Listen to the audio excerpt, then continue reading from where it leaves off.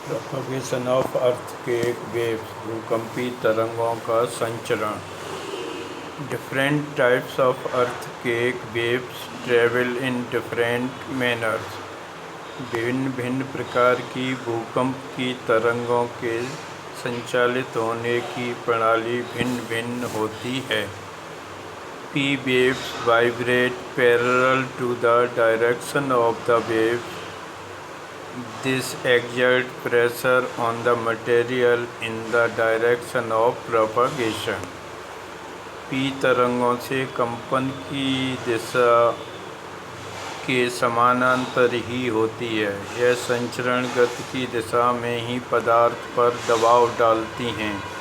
इसके फलस्वरूप पदार्थ के घनत्व में भिन्नता आती है और शैलों में संकुचन एवं फैलाव की प्रक्रिया पैदा होती है।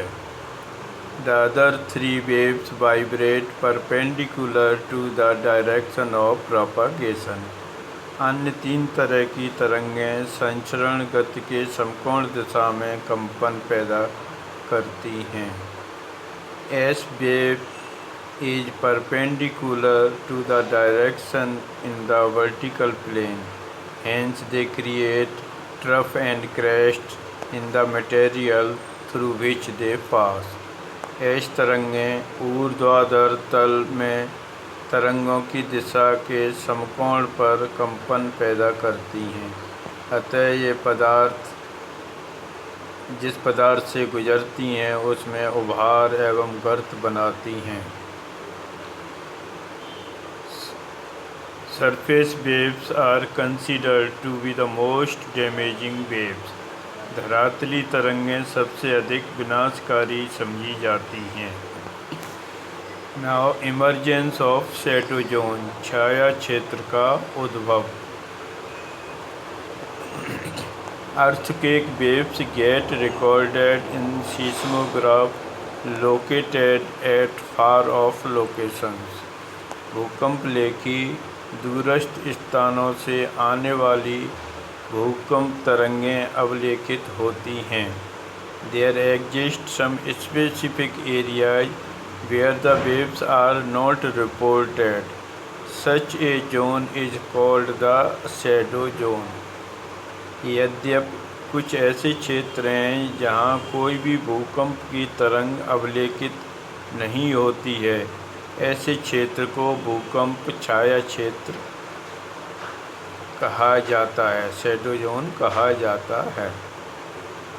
The history of different events reveals that for each earthquake there exists an altogether different shadow zone. विभिन्न भूकंपी घटनाओं के अध्ययन से पता चलता है कि एक भूकंप का छाया क्षेत्र दूसरे भूकंप के छाया क्षेत्र से सर्वथा भिन्न होता है।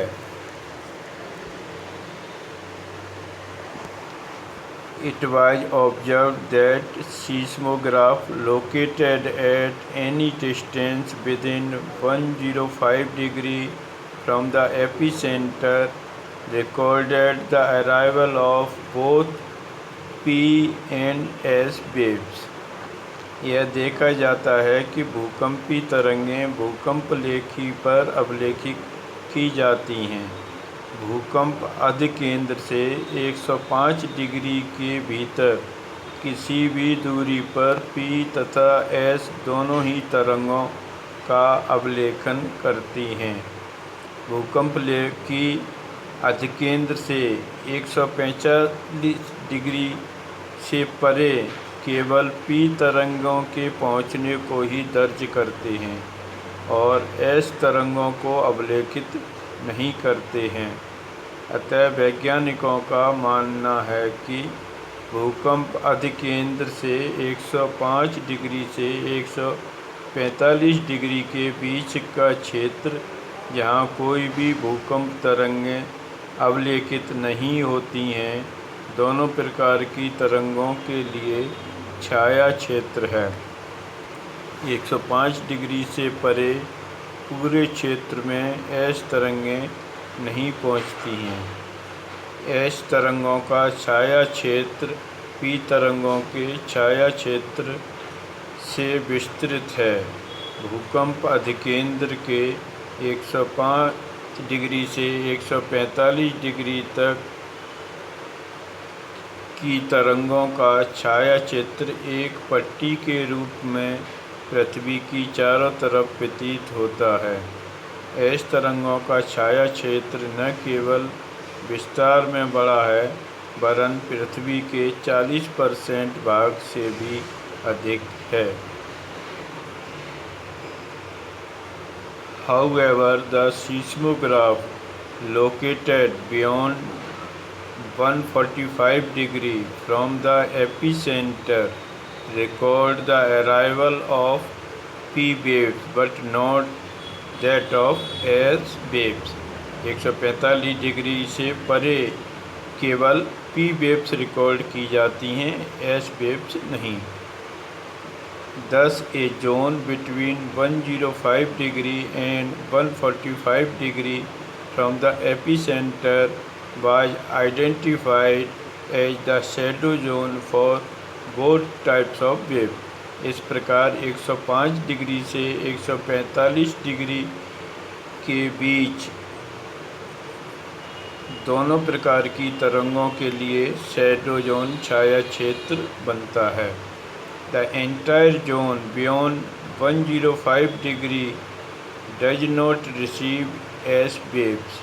The shadow zone of S waves is much larger than that of the P wave। The shadow zone of P wave appears as a band around the Earth between 105 degree and 145 degree away from the epicenter।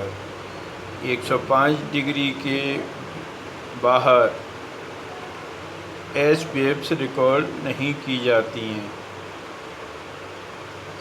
S waves का shadow zone छाया क्षेत्र P waves के छाया zone से काफ़ी बड़ा होता है। The shadow zone of P waves appear as a band.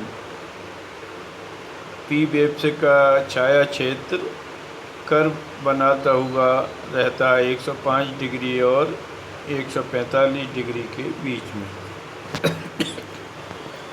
The shadow zone of S wave is not only larger in extent but is also little over 40% of the Earth surface। S zone का छाया क्षेत्र केवल बड़ा ही नहीं है बल्कि पृथ्वी के लगभग 40% क्षेत्र को घेरे हुए है। इस प्रकार भूकंप की तरंगों पृथ्वी के आंतरिक भाग में भिन्न भिन्न जो लेयर्स हैं, कोर, क्रस्ट और मेंटल, इनके बारे में जानकारी देती हैं कि पी वेव्स तीनों तरह के पदार्थों से होकर गुजर सकती हैं। इससे हमें पृथ्वी के आंतरिक भाग की संरचना की जानकारी मिलती है।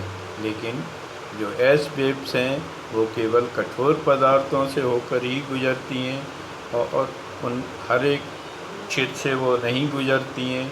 इसलिए पृथ्वी के आंतरिक भागों में चट्टानों की संरचना, दबाव, तापमान, उनके बारे में हमें जानकारी मिलती है। इस प्रकार हम विभिन्न प्रकार की तरंगों, उनका प्रोपगेशन, संचारण, उनके द्वारा बनने वाले छाया क्षेत्र के आधार पर इंटीरियर के बारे में काफ़ी अधिक जानकारी प्राप्त करते हैं, क्योंकि भूकंपी तरंगें ही वो माध्यम हैं जिसके द्वारा इंटीरियर के बारे में वैज्ञानिक ज़्यादा से ज़्यादा जानकारी इकट्ठी कर पाए हैं और उन्हीं के विश्लेषण के आधार पर इंटीरियर की 3 परतों के बारे में वैज्ञानिक जानकारी इकट्ठी करके प्रस्तुत कर चुके हैं। तो इस प्रकार आज के इस वीडियो में हमने पृथ्वी के छाया क्षेत्र डायग्राम के द्वारा इन छाया क्षेत्रों को आप बना सकते हैं।